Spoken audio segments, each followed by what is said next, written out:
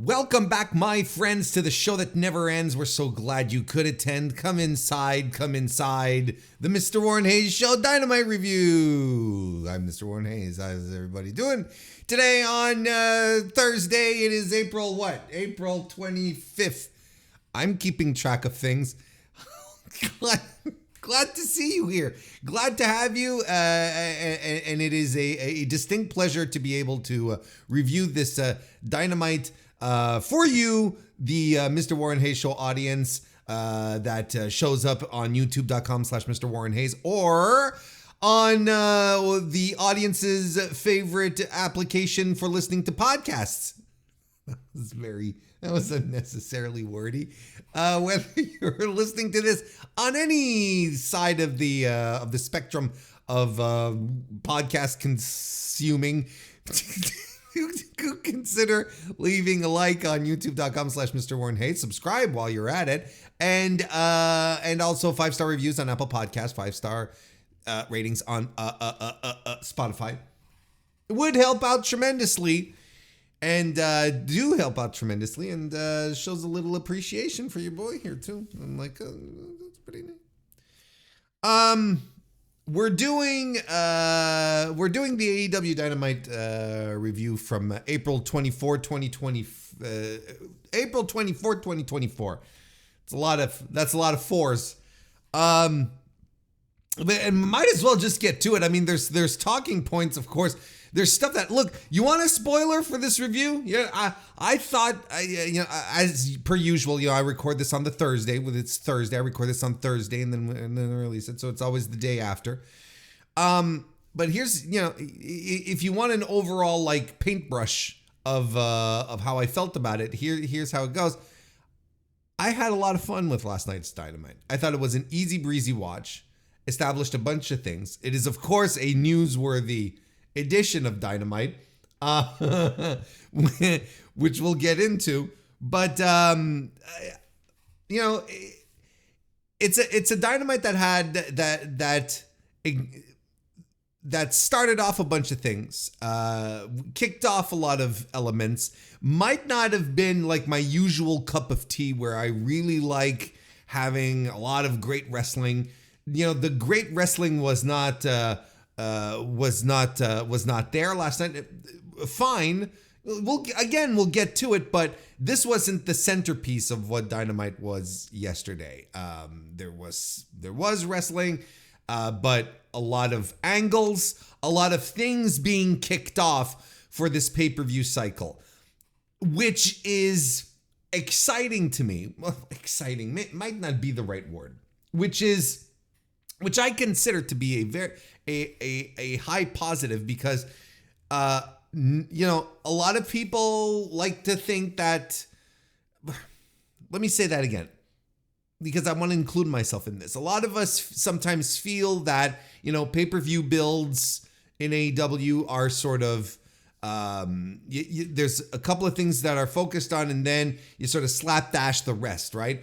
Now we've got, if all of what was started last night is guiding us towards Double or Nothing, we have some matches set up. We have some angles set up. There's a lot of things that have been set up just on one show that will likely drive us into Double or Nothing. I'm assuming, of course, in a lot of circumstances. There's some things that are clear, but there are things that you're like, oh, okay, well, we're probably going to go down this path, right? And maybe not even go down this path. Maybe there's things that are just going to be, TV feuds, which is fine too, which is something I think we need more of, by the way. And when I say more, I don't mean like suddenly taking over the entire, but you know what I mean? Like a nice little TV feud, not big enough to be on the pay-per-view, but interesting enough to keep us excited for the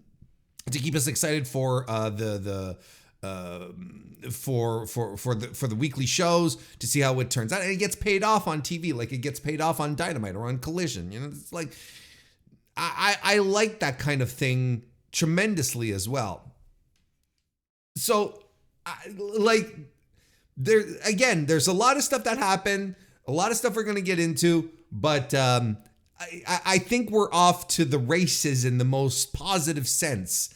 There's a lot of, I felt AEW delivered a lot of things last night with confidence, and that's good. And that's something that you want to see. It's something that you want from any promotion, really, not just AEW. You want, things to be executed in a way where they're, yes, we've got both hands on the wheel and we know where we're going. That's how I felt after last night's Dynamite, which happened in Jacksonville, Florida, in Daly's Place. Back to the roots. 2,215 tickets distributed, according to WrestleTix. The last time they were here was just in January 10. 3,183 tickets at that moment. So that's a substantial drop. It might not be again, by the time I'm recording this, maybe WrestleTix will have got some final numbers, so on and so forth. But that's a 900, right, seat drop in attendance. I mean, the woes continue. This is not good, especially if you're in what is ostensibly your home base, right? This is how Daly's Place is recognized within AEW, like it's home. And you go to Jacksonville and this is what you get. 900 drop. That's significant, don't get me wrong. And then of course yesterday, maybe you've avoided the news in this regard, but and you didn't see it go by, but if you haven't, here I am. Right. There was some controversy yesterday over a report filed, a report regarding seat fillers for last night's AEW. And this is news. This is news coming from an actual news outfit, Action News Jacksonville, right? Reporter Ben Brecker reported that they had obtained an internal City of Jacksonville email from the Military Affairs and Veterans Department saying that they are looking for 50 people per night. We're talking about Dynamite and Collision. 50 people per night to attend as fillers. The communication from Tiffany Morales, a Veterans Outreach Manager, states, I have just been told that AEW will be having 2 shows in Jacksonville this week, one tonight and one on Saturday. I am looking for 50 people per night to attend as fillers. Now,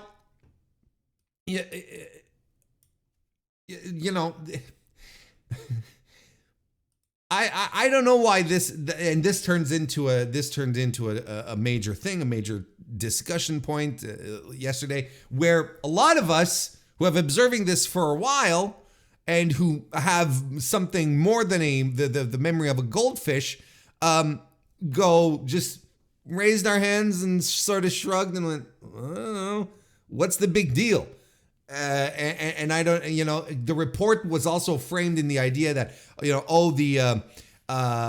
the internet darling, the once beloved AEW is now resorting to seat fillers, which is something they've done in the past, very, very recently, which is something that WWE has done in the past, multiple occasions. And, as far as I can remember, like as early as, well, you remember day one, and I mean the day one, there was a video that was leaked about rules for seat fillers. Like, it's not that big a deal. And AEW stuff has been appearing on seat filler websites, because there are websites for this in major towns. If you're a seat filler, you can find work or at least go work, find the shows to go to.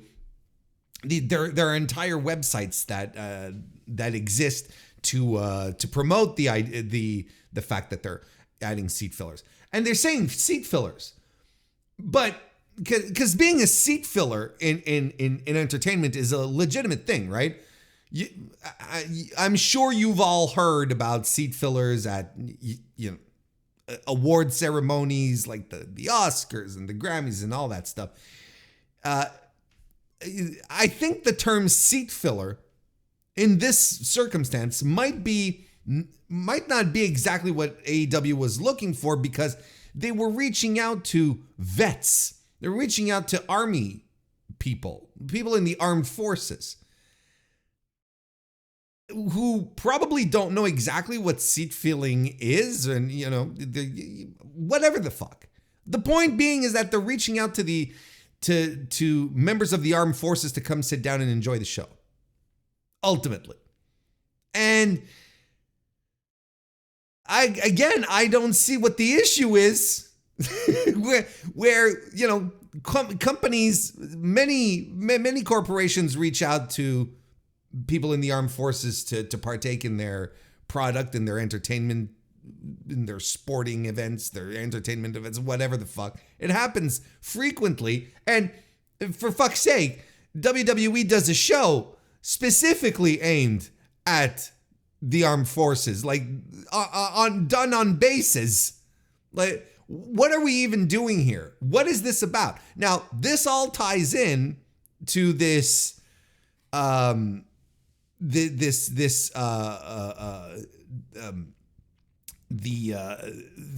perception that's coming forth right now, that WWE PR is going extremely hard to discredit and devalue AEW in the eyes of the media, of the public, right? This all stemming from Joe Lanza, Voices of Wrestling, who's done some two audio bits in that regarding this situation, talking about it, exposing some examples, and it's caused somewhat of it's created some turbulence within the online community. I myself, related but also unrelated, but I think it rides parallel to what Joe was talking about. I wrote an article on Voices of Wrestling last week about how the space for criticism in wrestling is diminishing. It's shrinking every day. If you haven't read it yet, go check it out, or check the community tab on YouTube. The link is there, or you'll be able to find it. Y'all are smart. So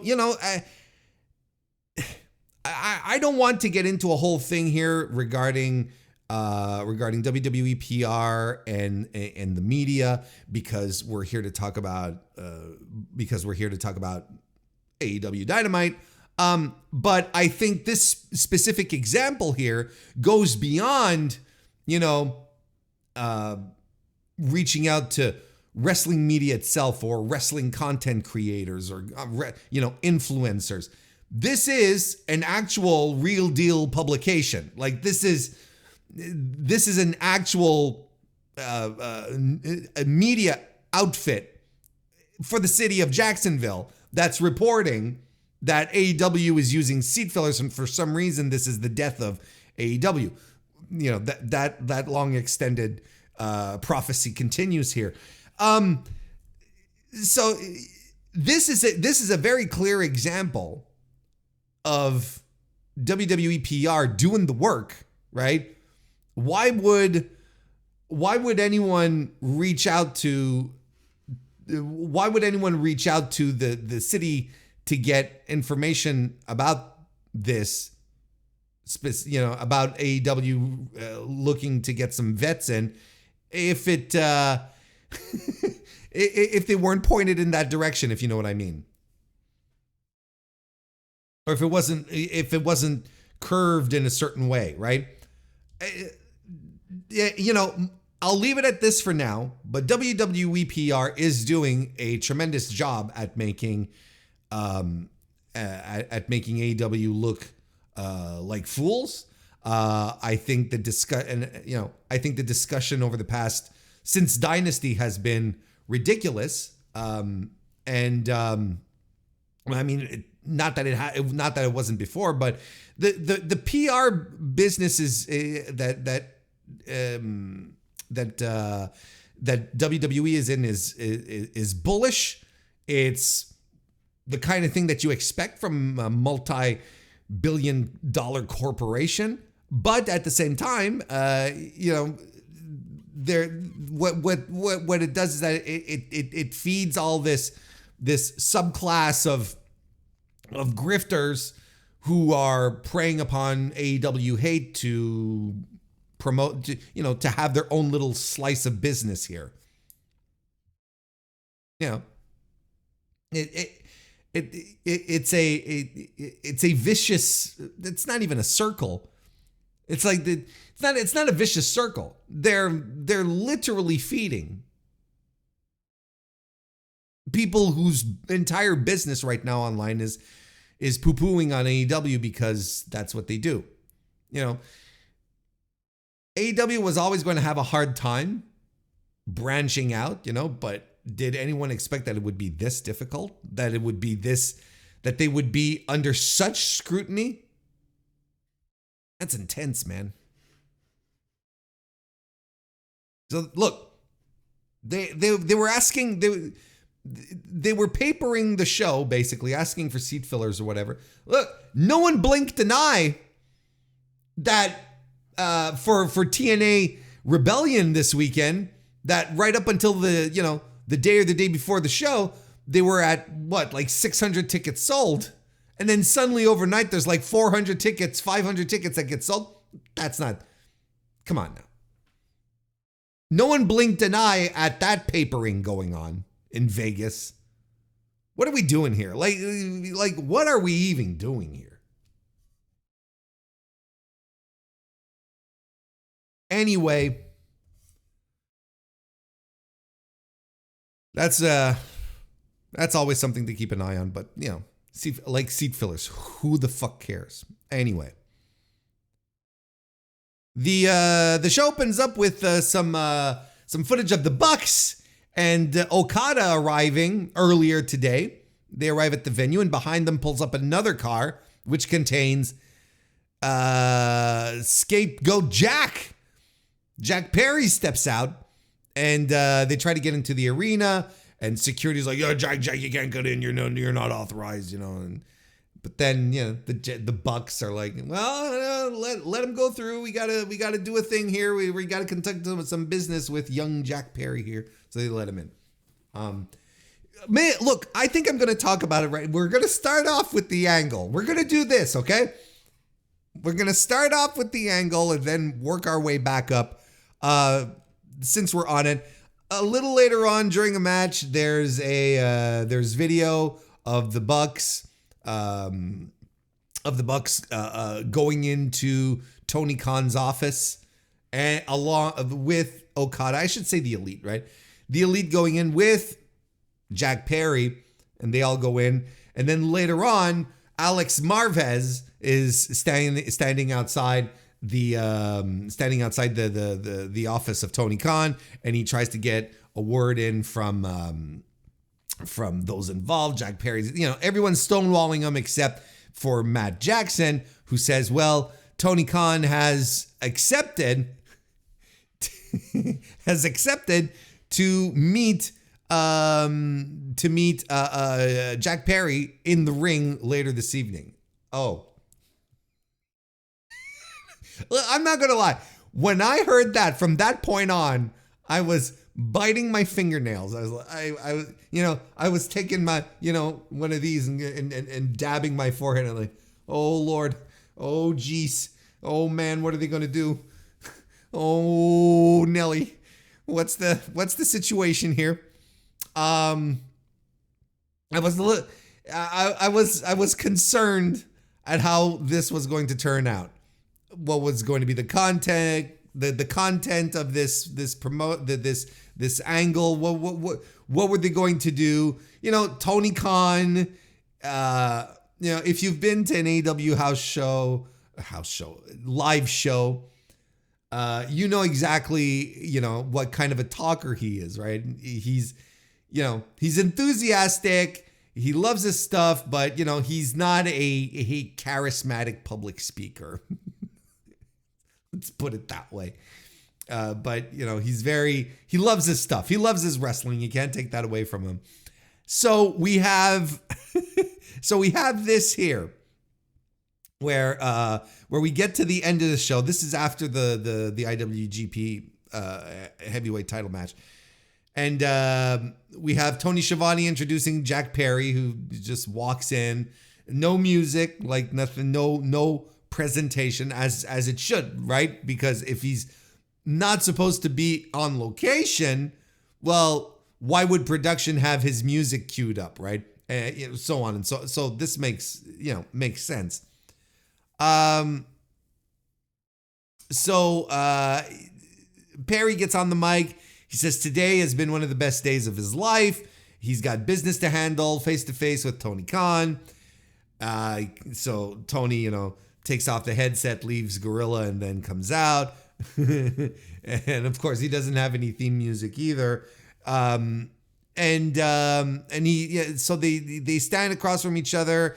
Perry says it's been a long road, since the first Double or Nothing 5 years ago. AEW has changed the world. He says he and Tony have had ups and downs. They haven't always seen eye to eye, but he wants him to know that from the bottom of his heart, the only thing he's ever wanted is what's best for AEW. Tony approves, he claps, he pumps his fist, whatever the fuck. Jack Perry then says, please shake my hand, reinstate me, and let's go on and change the world together. Tony Khan is super excited about it, gives a big old thumbs up, shakes his hand, and locks in the Tony Khan hug, right? Patented, trademarked. And they hug there. And and Perry sort of looks into the camera and gives a smile, right? He's like, look, we all knew something was up, but from that point on, now the anticipation is there. Now you're like, oh shit, okay, is he gonna hit him? Is it like, what are we gonna do here? So then they stand next to each other, they raise each other's arms, and Perry punches TK in the gut, right in the stomach with the mic, and he just drops on his ass. He didn't even flat back it. Tony, you're surrounded by pro wrestlers who could have taught you how to take this bump, and he lands on his ass. I mean, look, and I'm just laughing. I'm giggling because it's just a funny visual, but it didn't ruin anything. I thought it was really funny. Anyway, look, it doesn't matter. It doesn't matter. I'm already spending too much time on it. So then the Jacksons and Okada rush in, and they're like, "What the hell are you doing?" And they check on Tony, and the Bucks start lifting him up, holding each one arm as if to give him an EVP trigger, right? But Okada's like, no, don't do that. And then he points to the turnbuckle. Do this instead. They're like, oh, good idea. And they fucking lift him up, and they do the Bucks. They lift him up into a tombstone pile driver position, and they do the Meltzer driver on it. The TK driver, I think is what they were calling it recently. And then of course he's dead. Like Tony Khan has shed this mortal coil. Like his spirit leaves his body. He's done.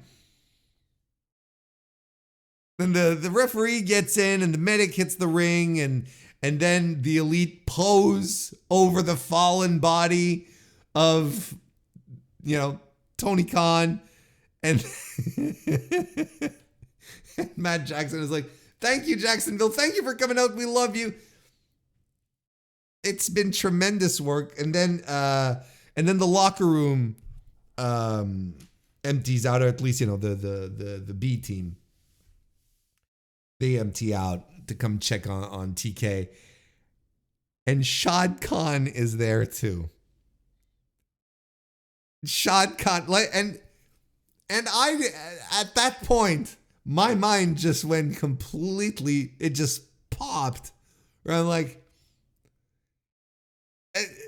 because this is what made the Shad Khan appearance so successful. Nobody was expecting it.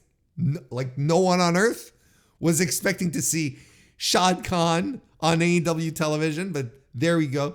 He's one of the richest men on planet Earth. Just sauntering in here to check on his son. And it lasted, how long was he on TV? 3 seconds? 4, 5 tops.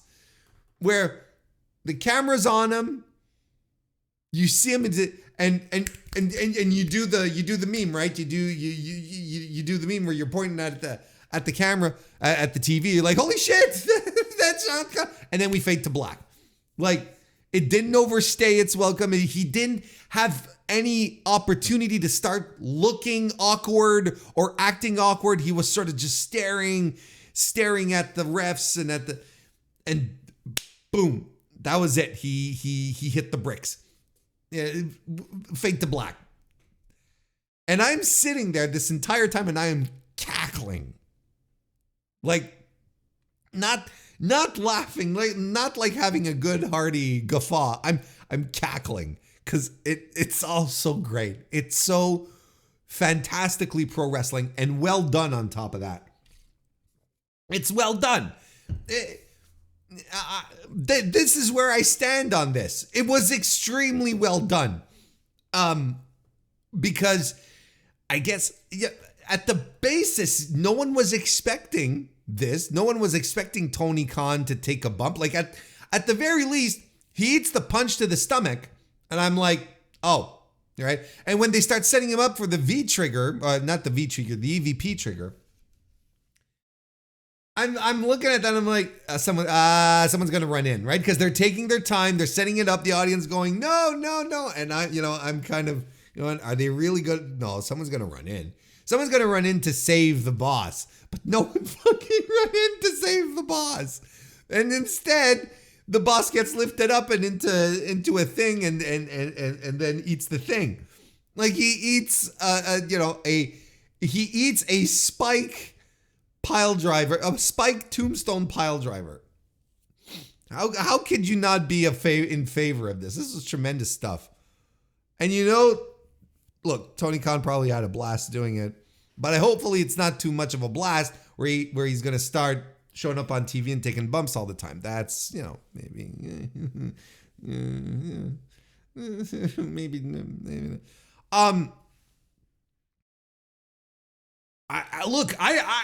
I don't know how. I think the angle worked.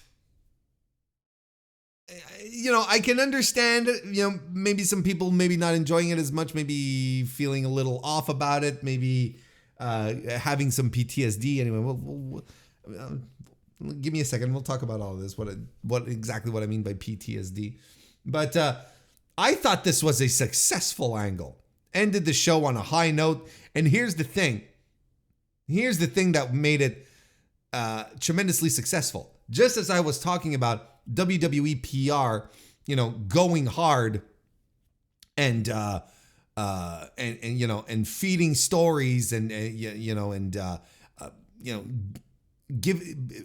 giving information to outlets, and these outlets reporting this as without any proper sourcing, without telling us like a spokesperson for WWE said, all that stuff.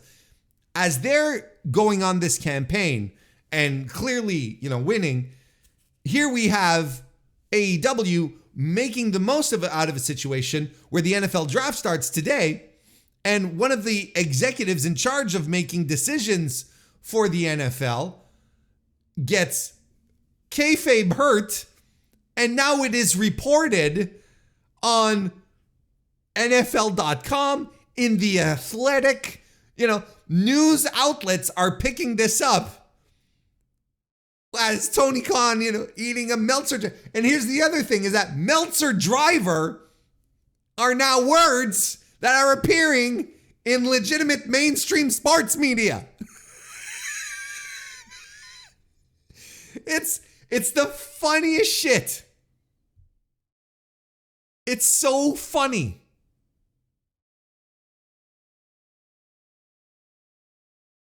I think it's tremendous. Now, what happens?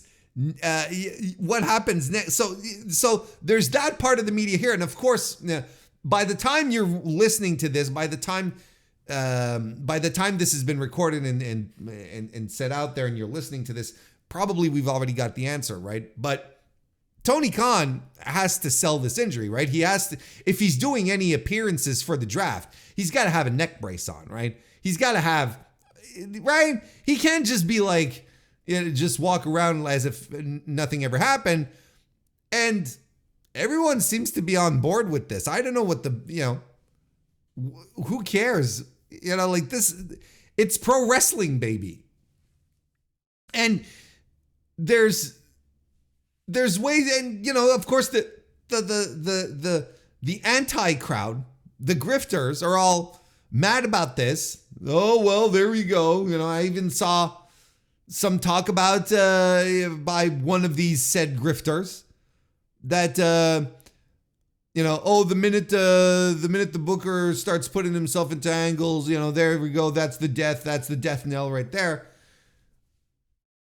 And they all conveniently seem to forget their blessed attitude era was not only had the booker placed himself into matches and into angles, but had placed himself as the top heel of the company. Just saying. In WCW, Eric Bischoff was actually having matches. He was actually having pro wrestling matches. It wasn't just booking himself into, and he booked himself into the NWO because the NWO was so cool and he wanted to be one of the guys. He wanted to be one of the cool guys. He didn't want to be an uncool WCW nerd. No, he wanted to be one of the cool guys, right? Anyway, I'm telling you, like, these people. So, of course, this is all leading to what happens next. Now, authority figures, is this what we're doing, right? Because the Bucks were saying, we're going to make this right. We're going to bring AEW back to what it was, and whatever. Now, I know a lot of us are PTSD'd. A lot of some old timers like myself been watching pro wrestling for 30 years or whatever. We sat through WCW. We sat through, multiple incarnations of WWE. Some of us even, got some TNA in there as well. I can understand that we're a little trigger shy here at the idea of authority figures, bookers becoming characters, because the way it's been handled overall for not in all circumstances, the rare circumstances like Mr. McMahon that really worked are rare. But between the Dixie Carters and the Vince Russos and the authority figures, the Bad News Barrett and all this stuff, the Michael Cole GM stuff, I know they're not exactly bookers. Bear with me here. The idea of an authority figure being put on screen is not necessarily always a good thing, especially when it is the booker, is what I'm trying to say. So I know that there's a lot of us that, that look back at these angles that have a history of being more unsuccessful than the opposite. And you're like, well, okay. Alrighty then. Hopefully this isn't going to suck, but it probably, I understand that that a lot of us have very mixed feelings about this and we're not excited about it, right? I would like to assume that the Jacksons are a little more savvy than this. Because I feel that this angle so far has the Bucks' fingerprints all over it, right? I feel like they're in control of this creative. And of course, they're running it through with Tony Khan. And Tony Khan obviously is giving them their blessing because of what's going on. So, you know, and Tony loves this kind of stuff, right? Remember, right? This is the same guy who, who loved the brochacho stuff, who loves Timeless Tony. So, you know, I think this is the kind of the kind of angle that has just enough sports entertainment in it, but without it becoming too overbearing and then losing what's most important, which is quality of match, which is, you know, and being entertaining week after week, right? But mostly, not substituting the creative for good matches. So I would assume that the Bucks are a little more savvy than this, right? I would assume. Because what if it's just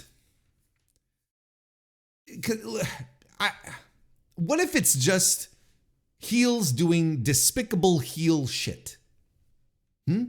Yeah. Instead of running down the scenarios and saying, I don't know if Tony Khan is a good on-air authority figure, because he's not. Let's be real here. He would not be a good on-air personality, period. And I believe he's just self-aware enough to know this as well. I don't think he wants to start booking himself. What if we're just doing something where it's we're just a bunch of heels doing some bad shit, and we're going after the beloved owner of the company. And, you know, what does it mean exactly? We're going to bring AEW back to what it was. What does that mean exactly?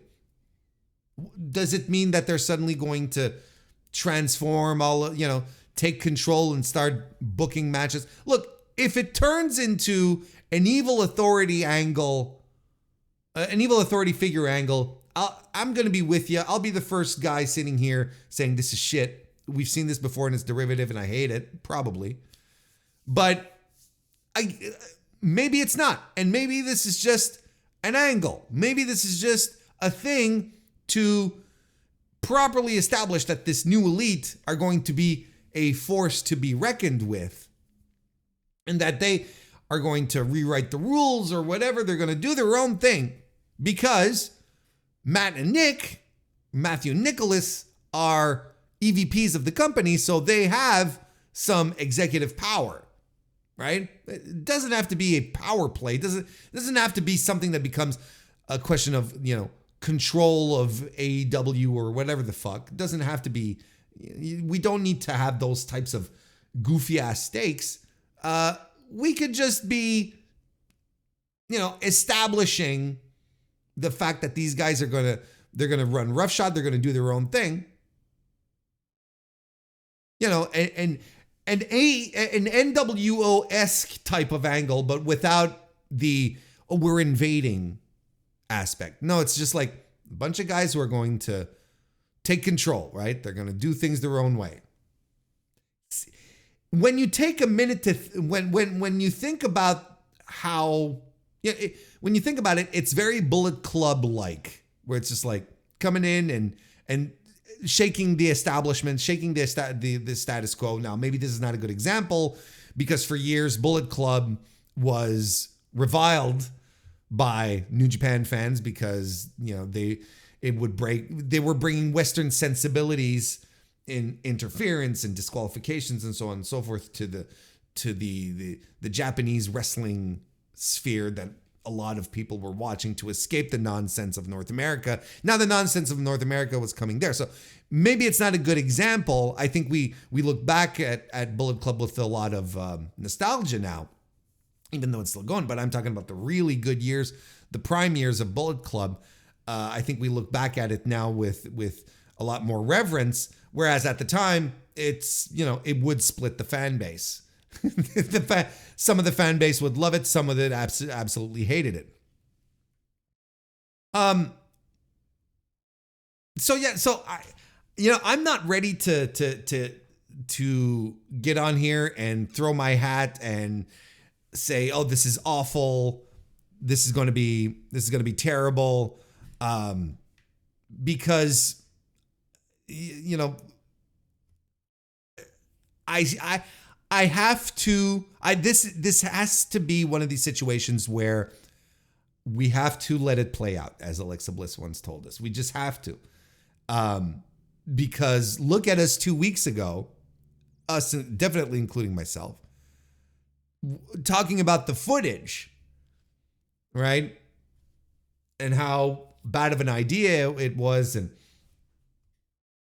how not good it was. And yet 2 weeks later, Jack Perry is super over. People are chanting, "Oh, cry me a river" when he comes out. Maybe the footage ended up working. Maybe this was the plan. Could it be that the footage turned out to be successful? I talked about it at the Windy City Riot review when Jack Perry came out in front of the Chicago crowd and had monster heat. And I was like, well, I asked it right there. Look, if the footage worked out for one, it was good for one thing. If it does one thing successfully, and that is get Jack Perry over, then it probably was a good idea. Then maybe it did turn out to be successful. If ultimately, and it wasn't just like a vanity thing where it was done to promote, to create, to elevate someone, and it turns out that person might just be Jack Perry. But so on that front, I feel I gotta give this some credit. I gotta wait. I gotta wait to see how this develops before I sit here and I start slapping my table, my desk. This is not a table; it's a desk. What's the difference? You say. Well, a table. You sit down and you have a nice cozy meal on it. Maybe you'll have you'll sit down, you'll put, you'll have a nice bowl of cereal in the morning with the paper. You read the morning paper. Does anyone still do that? Or then you'll have a nice lunch. You have a nice BLT sandwich, just waiting for you right there, and you eat it up with a nice glass of juice, or some water. Then you sit down at the table and you do you do a puzzle. You do a puzzle, or you play games with your friends, your children, significant. But a desk is work. Like a desk is where you sit down, you have your computer, you have your thing, you have your notes. You're doing work. You pay bills at the desk. You don't pay bills at the table. You pay. That's the difference between a desk and a table. So this is not a table; it's a desk. I don't eat at the desk. I eat at a table. And I think it's important to keep that distinction, that separation at the same time. You can't do everything at a desk. You have to have this separation mentally where you're able to walk away, where you're like, this is my zone to do this, and there's my zone to do that. Here I work, it's the workspace. And then when I walk out, it's leisure, it's something else. It's relaxation, it's it's food, it's self-care. I don't work in self-care. It doesn't work. I don't sit here and eat a steak as at the desk. I just don't. You don't do that. What are we talking about?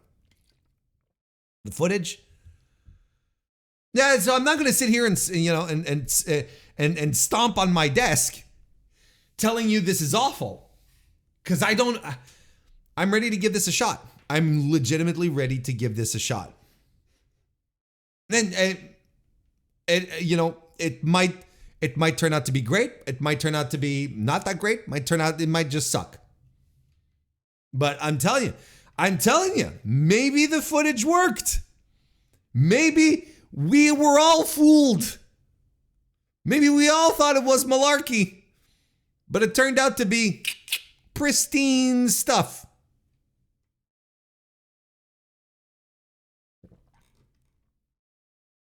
Anyway,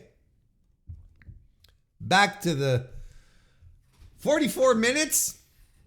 Christ. Let's go. We got the rest of the show to talk about now. The Young Bucks. No, we talked about this. Okay, so let's go back to the start of the show. After the Young Bucks arrive and whatnot, Orange Cassidy, his music hits, but he gets thrown out of the backstage area by Trent Beretta, kicks him down the stairs, gets him into the ring, calls out Chuck Taylor, apologizes for not doing this months ago. He says he's sorry that the both of them spent 5 years hugging this narcissistic prick. He was supposed to be their mascot, but he took over and now he doesn't care. He's not a friend, and he wants to know where Chucky T lies.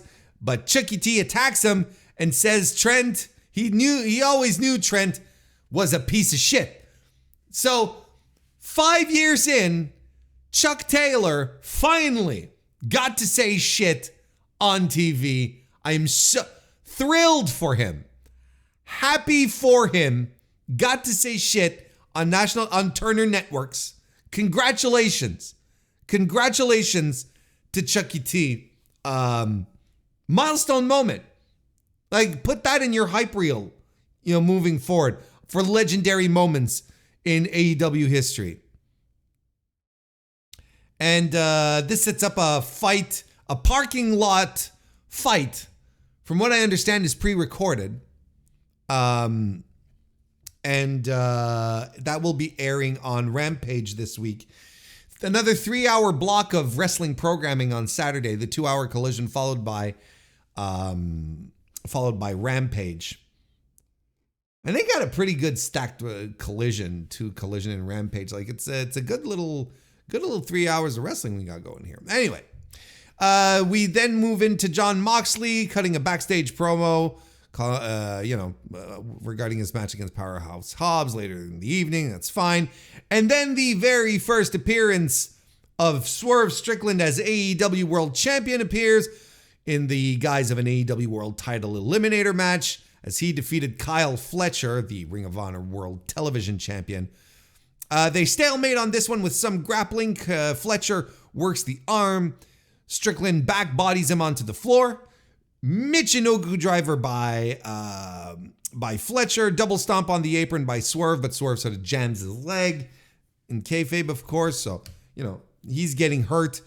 House call is caught into an ankle lock by Fletcher, rolling flatliner and a brainbuster by Swerve. Callis then gets up from the seated position and calls a play to Kyle Fletcher. He lifts up 4 fingers or whatever, and then Kyle goes to the outside, looks under the ring.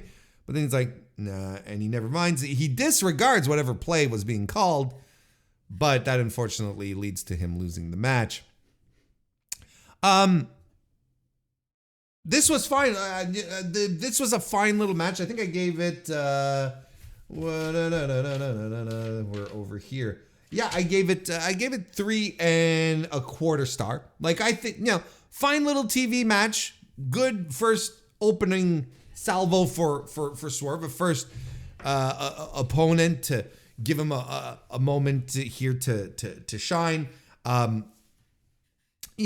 Look, I maybe it was fair to have some higher expectations work-wise for this match. Seeing that Fletcher usually goes out and tears the house down. There was no tearing of any house in this match. Like I said, fine match. I didn't have a problem with it, but definitely didn't blow anyone's mind, especially definitely not mine. It's weird, right? I feel like I would have, considering that they were in Daly's place, and considering that they, with the stage setup, right? It's a smaller venue, and the stage setup, which is naturally more intimate, right? That doesn't have the feel of the tunnels, with the big screens and whatnot. I feel like I would have waited one more week before bringing Swerve out. Have him just like send in a promo or whatnot, but just to have him come out and look like the biggest damn deal on earth on his first outing. I think, and again, don't get me wrong, I'm very pro Swerve. I love you guys and gals and non-binary pals. Y'all know this. I love Swerve, which is why I feel maybe they could have just like trotted him out on a Dynamite stage, give him the fireworks, give him a little extra oomph. Now it wasn't to the heights that you kind of know we can hit with Strickland. Not terrible in any sense of the word, but I'm like, there was something missing here. There was something grandiose that I was looking for, that I was hoping for. And if next week, all they're doing with them is, announcing the next challenger at Double or Nothing, well, you definitely could have had him just come out next week. Like I don't think there was all that much of a reason to rush him out.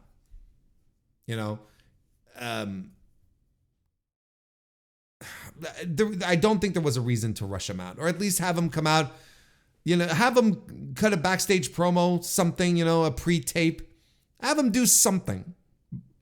But I would have kept his return for something with a little more panache than what we got here. Then we get Renee Paquette backstage. She's talking with Thunder Rosa.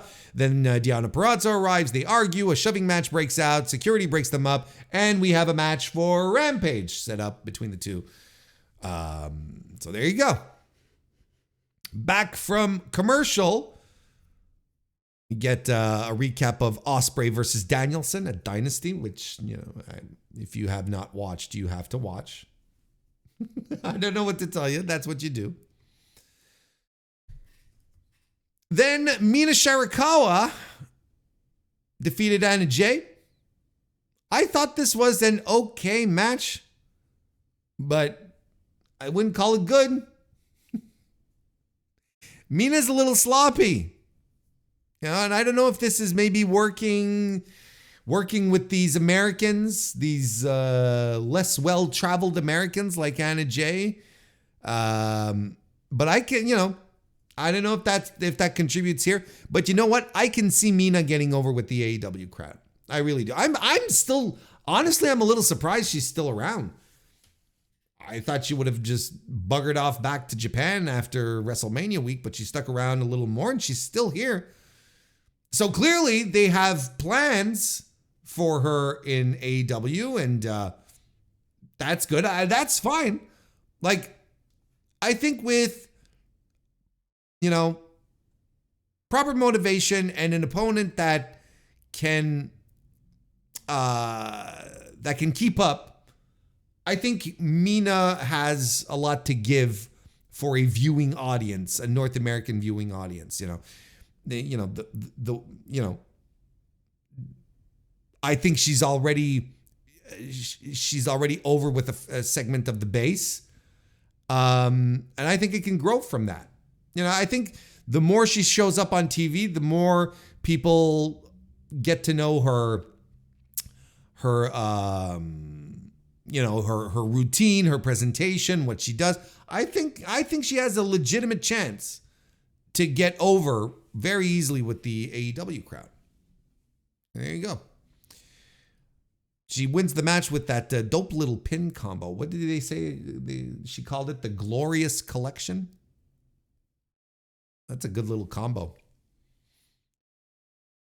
After the match, Mariah May has the champagne, but Anna Jay runs in and chokes out Mariah with the Queen Slayer until Toni Storm makes the save. And then Serena Deeb comes out and we can't hear a thing she's saying because audio was shit. Now, I know if you were watching it on Fight, congratulations. Here's a back pat for you. Good for you. But for the rest of us, clearly, when I say we, I mean us in Canada on TSN2, we get the TBS feed because the audio last night was terrible. You got the arena echo in most of the stuff that they were talking about. And then Serena Deeb, you couldn't make out what she was saying at all. And commentary was drowned out at some moments. It was just bad. It was just bad.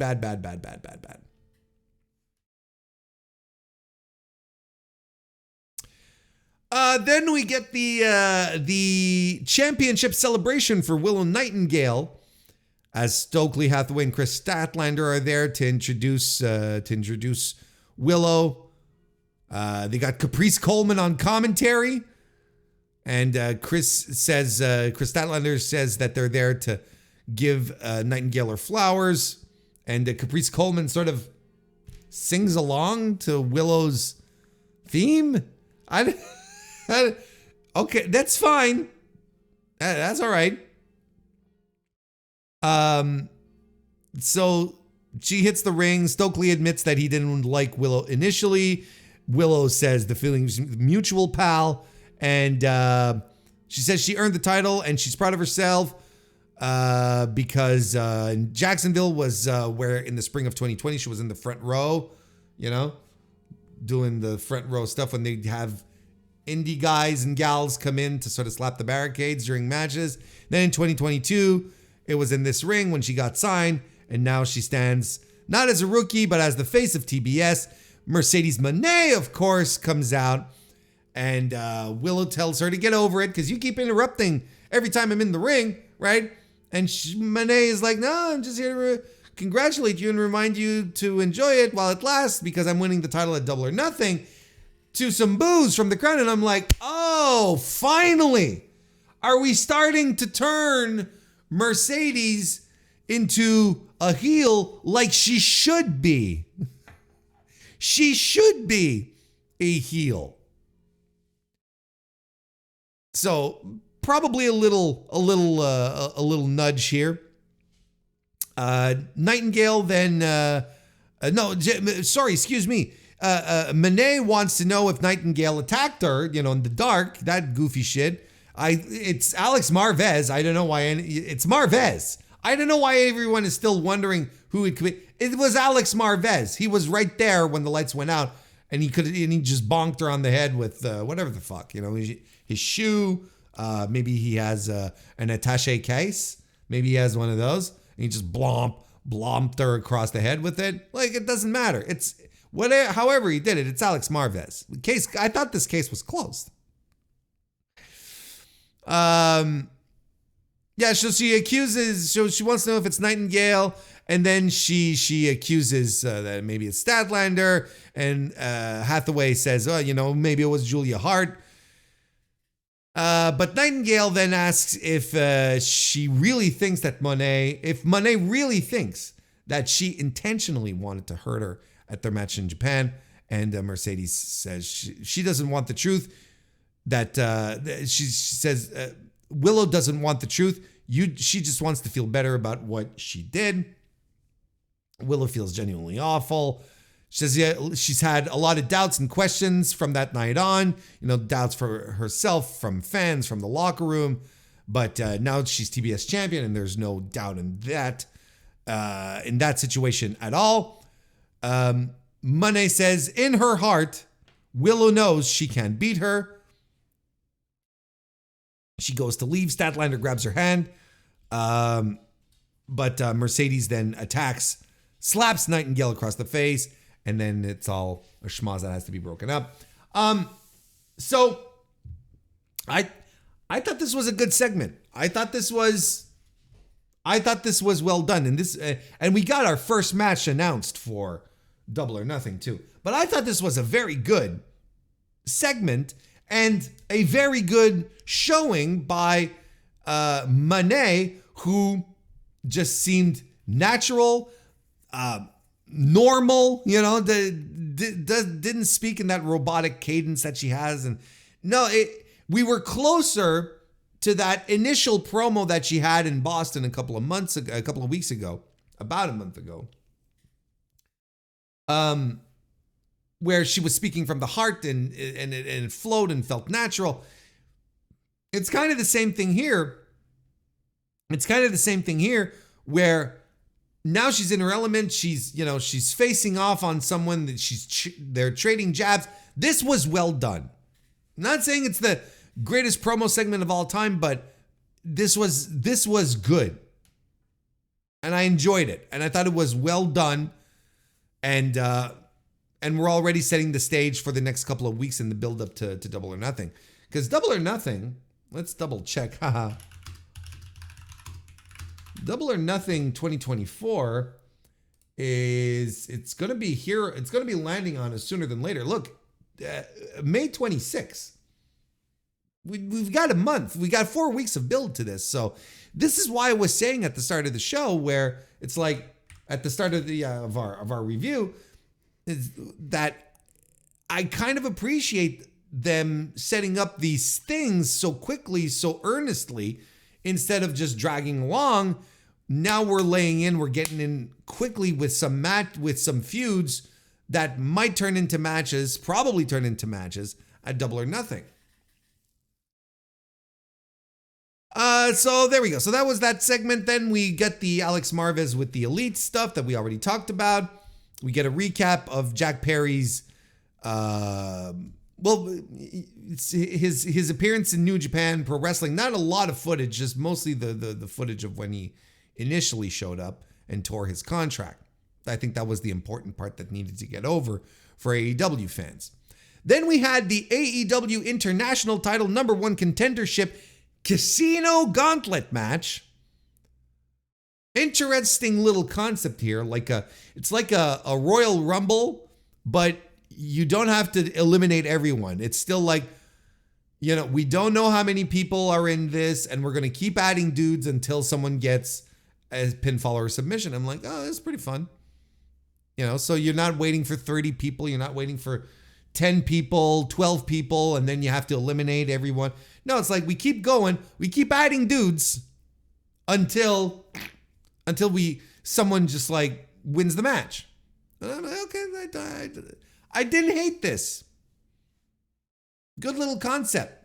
And in this match, look, Will Ospreay got in this match to the surprise of many. He defeated Dante Martin, Jay Lethal, Jay White, Commander, Kyle O'Reilly, Lance Archer, and Pentel Zero Miedo to become the #1 contender for the international title. So, yeah, look, I enjoyed this. It's kind of like a scramble. I don't know. There's that part of it too, where it's kind of like a scramble, but it becomes more and more scrambly as you go along. Like, at least at first you don't have all the schmas. You just have 2 people, then 3, then 4. I thought it was a fine little setup here. I guess I would always prefer if they built contenders to championship titles, as opposed to just like doing battle royals or, casino gauntlet matches or whatever the fuck. And then having a #1 straight out of the way, right? Like, you have the ratings. You have the rankings is what I mean. You have the rankings. This is why we have rankings. It's to avoid doing this kind of bullshit, right?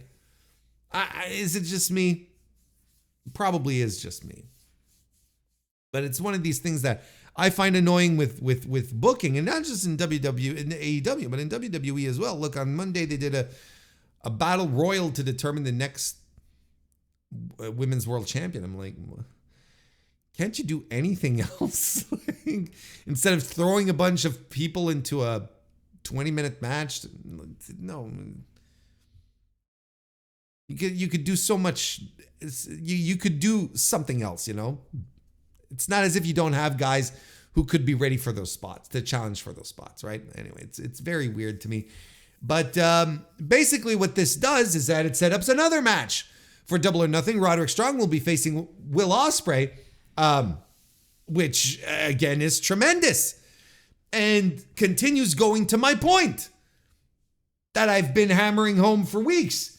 When Will Ospreay signed and people got excited and they're like, oh, wow, we're going to get Ospreay and Okada. We're going to get Ospreay and Omega. All matches we've seen before in one shape or another. I'm not saying they shouldn't do it.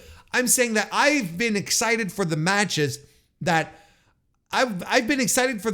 that we've never seen out of Ospreay and his journey, right?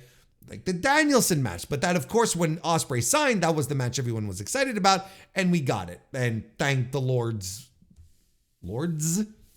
we did. And you know, like, and then I look at Will Ospreay versus Kyle O'Reilly, and I'm like, this rocks. Like, this is something I want to see now. Now I want to see these guys go 15 minutes. Right? Because the little exchanges they had going there was like, oh shit. Kyle O'Reilly went to the barber. By the way, I don't know. He went to the barber, had a little trim, got a little trimmed off the sides there. Got rid of them sideburns, hippie.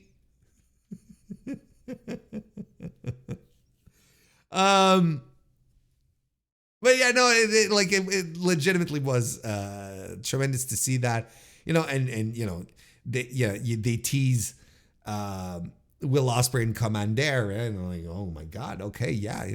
And look, you got Will Ospreay and Jay White standing off, across from each other, and it got a pop from the crowd.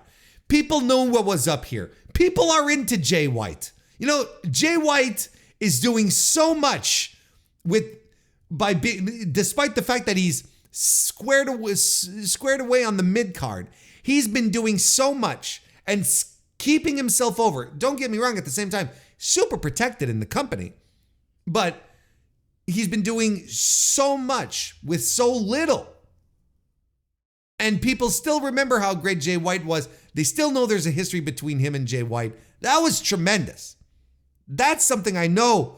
I know they're backstage. They noticed. Anyway, so we already got that going, and after the match, the Undisputed Kingdom come out to do the face-to-face. Get that train rolling. It's good stuff. It's good stuff. Then we have the Chris Jericho segment, who is now known as The Learning Tree. And for those of you who are wondering, yes, his theme song is a Fozzy song. I don't know which one it is. I don't care. I think Fozzy kind of stinks. I don't listen to Fozzy. Do you listen to Fozzy? Do you buy albums? No one buys albums anymore. Do you stream Fozzy on a regular basis? On the reg, as they say. Do you do that? No one does. Everyone knows Judas because it's a wrestling thing and it's a halfway decent song. It's fine. But he gets on the mic and he tells it's the FTW. He's the FTW champion, and now it no longer means whatever it meant, because now it stands for the world, because he did it for all of us, and he added his nameplate on the top, right, on top of the title, where there's no place for a nameplate. That's never been, the Learning Tree, Chris Jericho. He says he's doing God's work, and when he means God, he means Terry Funk's work, who passed the torch to him. He says, go work with the young guys. And he puts Hook over, and he says the only flaw is that he needs to take lessons from him and dump the clowns like Katsuyori Shibata and Taz. Then suddenly, Big Bill arrives. And he says he's been in the back listening, and he needs the guidance of the Learning Tree.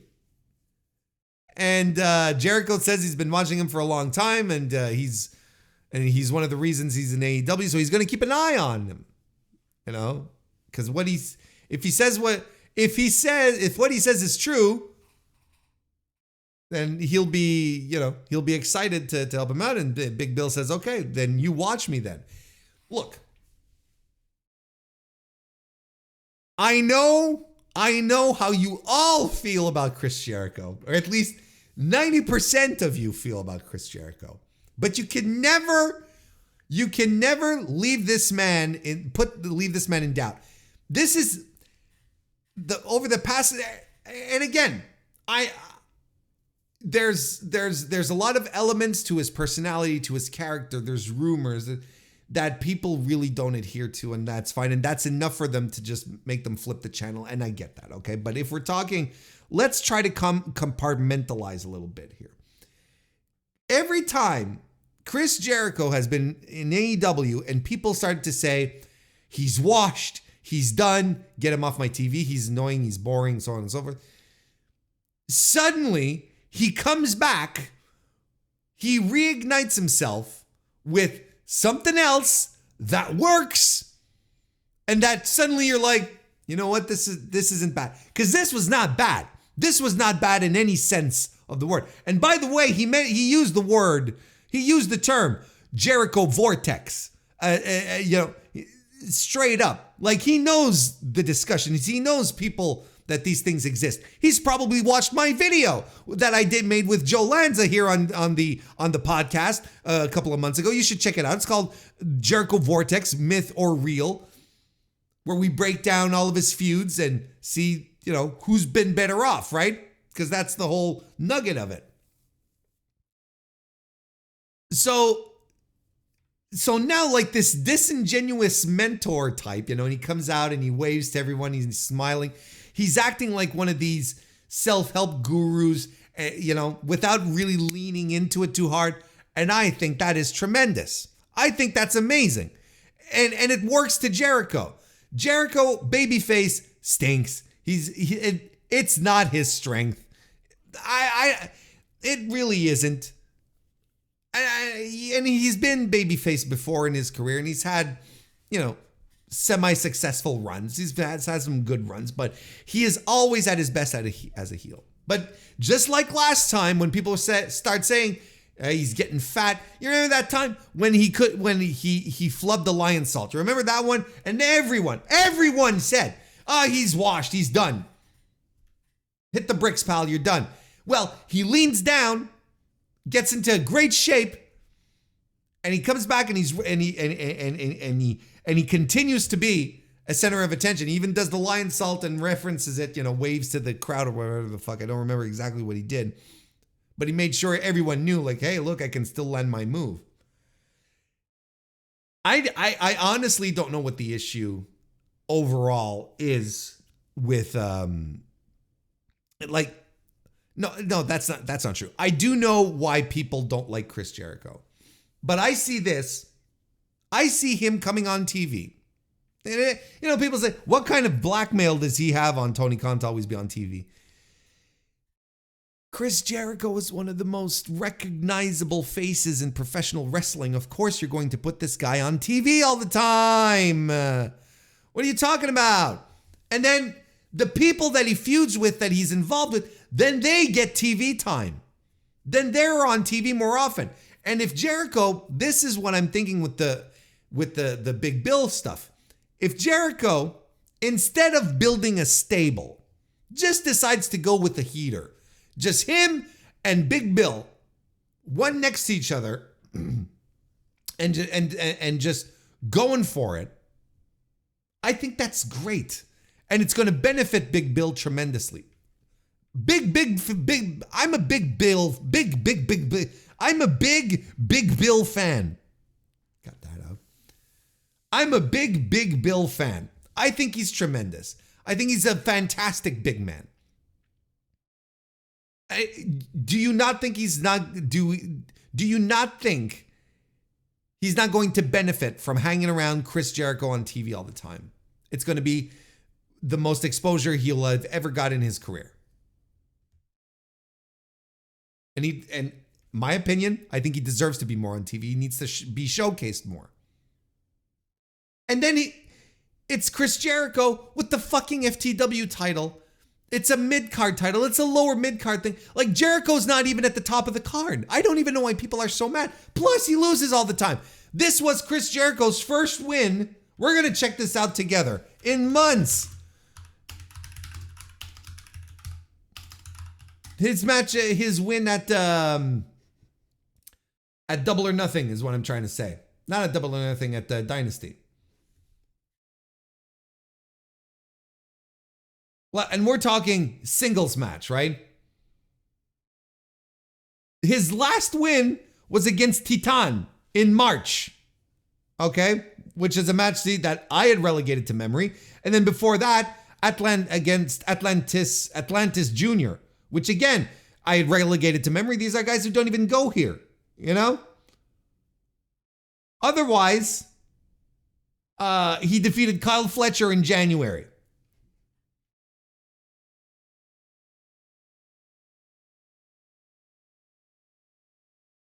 He never wins. He loses most of the time. Because then after that, look, he lost to Takeshita.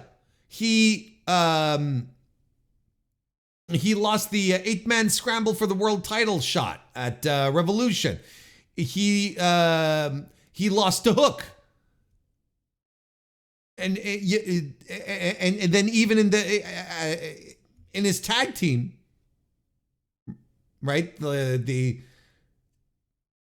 whole Katsuyori Shibata thing, in Dynamite 2 weeks ago. Anyway, he should be winning more because I don't even think that beating Chris Jericho is that meaningful anymore because he's lost so much. I don't even think it has the same amount of sheen it once had. The point being here is that he's a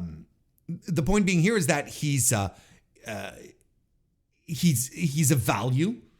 He's a consistent commodity. I think as a heel, he's going to be tremendous. I like this stuff. I like what he's doing because he comes across as a scumbag, as a sleazeball. There you go. That's the word it was. A sleazeball. And Jericho excels in that role. Take it for what you want, but he does. So, look, my hope here is that Jericho doesn't assemble a group of wrestlers, not an Inner Circle version 3, not a JAS version 2. Him and the Heater together. That would be absolutely fantastic. Renee Paquette is backstage. She's interviewing Will Ospreay. Also there's Don Callis and Kyle Fletcher. Callis, of course, puts Will over, says he wished he would have hit the Tiger Driver. Ospreay says, nope, I'm not going to do it. Not after what happened with Danielson. I don't want to hit the that move anymore because he did hesitate during the match. I forgot to mention that during the gauntlet match. He did hesitate. That's the story they're telling here, right? This dangerous move, this terribly, injury, scary moment move. Why wasn't Danielson on TV? Because he's selling the fucking injury. I mean, these are workers. What do you want? Anyway, Callis says says Ospreay shouldn't care about how many broken necks Danielson has had. I thought that line was funny. Fletcher tries to defend Will,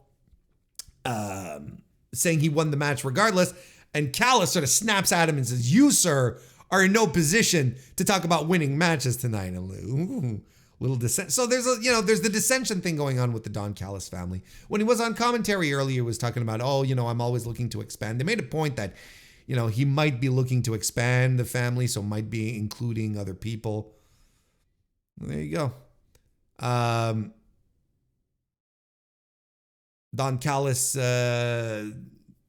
so Don Callis also mentions that Roderick Strong has had a broken neck, and Will shouldn't be afraid to go after it, And when you think about it, I'm just saying here, the hidden blade, technically, right, in its concept, you're hitting a guy in the back of the head, like that's neck trauma, coming in full force on the back of the head, upper neck. Between that and the Tiger Driver 91, I don't know what's worse. I'm just putting that out there. Like kayfabe speaking, of course. This leads us to the IWGP World Heavyweight title match where Jon Moxley successfully retained against Powerhouse Hobbs. Quite frankly, there's not much to talk about here. I don't think this was very good. Even before the apparent injury that Hobbs got apparently doing a spot off the, what was it? Sorry, I'm drawing a blank here. Slipping on the corner splash, right? I have a feeling they went home early on this one. But even before we got to that point, I didn't think this was anything real special. And as the first defense of the IWGP World Heavyweight Championship, I'm a little perplexed. I was perplexed when this was set up. I'm still perplexed now. I don't know how to feel about it. But it's just strange all around. It kind of came across as a nothing match. It's a 10-minute match.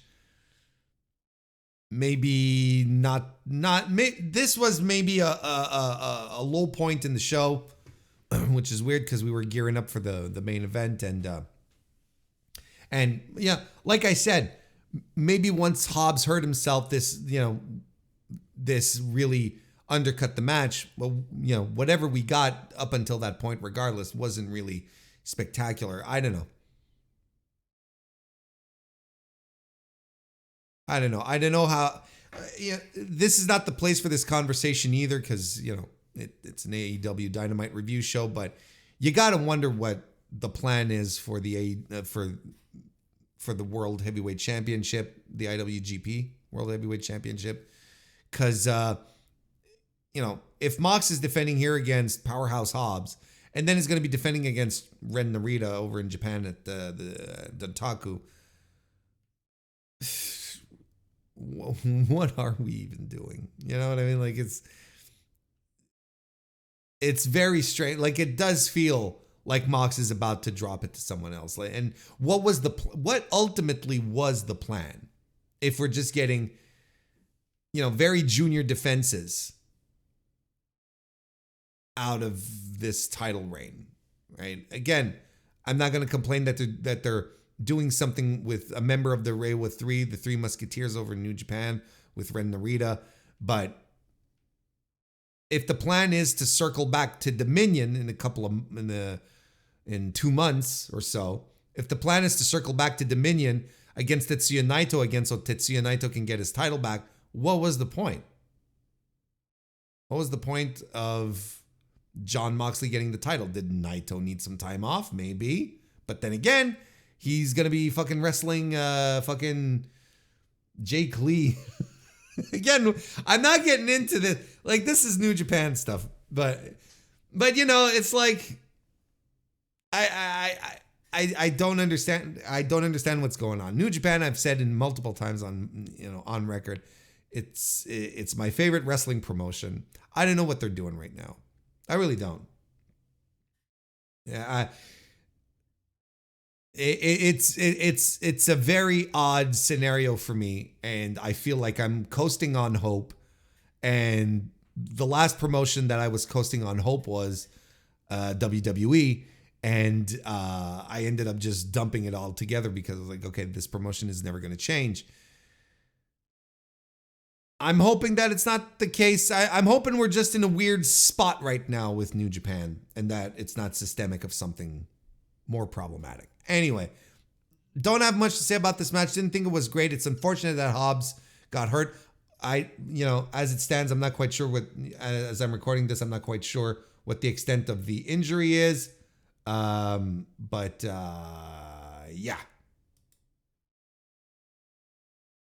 See what happens. And then Renee Paquette had a segment with Shibata using his translator machine, saying that he's going to challenge Chris Jericho to an FTW championship in Manitoba next week. And he says that the rhinestones in the shape of a heart are fun. Tell me RJ City isn't writing these segments.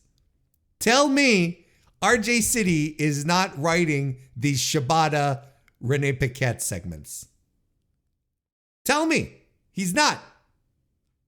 Did you tell me that he's not? Because I don't believe you. Then we have the main event segment, which we already covered. Look, fun show. Lots of stuff happening. very newsworthy, establishing a lot of angles. It feels like this show did not feel stagnant. Felt like shit was happening. And good. Well done on top of it all. So I can excuse then not having, 4-star matches on the show. No 4-star matches on the show, for instance. I enjoyed it. Fun times. I hope you enjoyed this review as well. We're going to wrap it up. Send you on your merry way. I will be back on Tuesday for another edition of the Mr. Warren Hayes Show. Hope you're there because it's a good time. And I enjoy having you there as well. So one more pitch for a like and subscription here on youtube.com/Mr. Warren Hayes or on your favorite podcast application, a 5-star review on Apple Podcasts, 5-star rating on Spotify. I hope you all have a great rest of your week, and I will see you next time.